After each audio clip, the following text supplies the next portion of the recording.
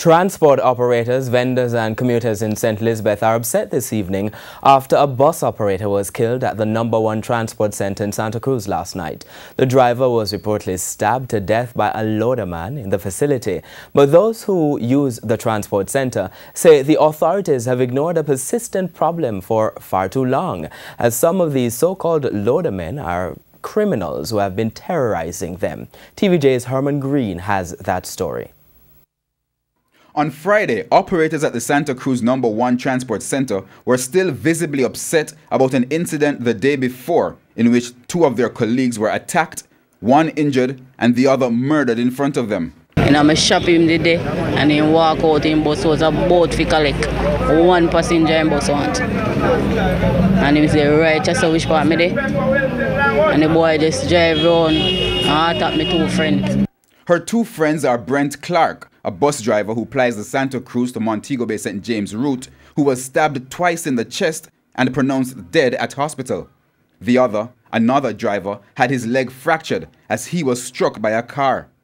Reports are that sometime after 5 Thursday afternoon, the men were in the transport center when an argument developed over payment for loading the buses. That's when the backup man reportedly attacked them.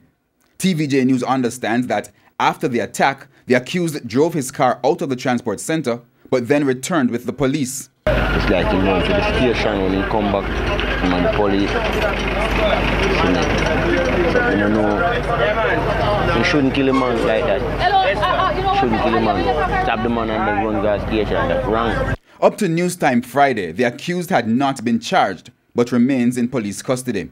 The drivers are upset, however, as they say loadermen, especially the accused, have been a problem for them for years. They insist the police or transport authorities should have dealt with the issue a long time ago. Something like that shouldn't happen. You should have control it before you get out of hand. And that make it bad for the whole of them. That means none of them can't stand in the park again. You have to go get rid of them, whole of them. So a long time to get them to get rid of them out of the park. So that you should reach us and get rid of them. Too many people in the park here. Too many people? Yes, the youth was a check. So they need to come out of the park a long time. Those who knew the deceased describe him as a quiet and hard-working man who had recently joined his father in the transport business. They say his father purchased the bus for him and they both transported passengers between Santa Cruz and Montego Bay. I never expect my friend for that, so. And I like him, chove him. He never chove him. Herman Green, TVJ News.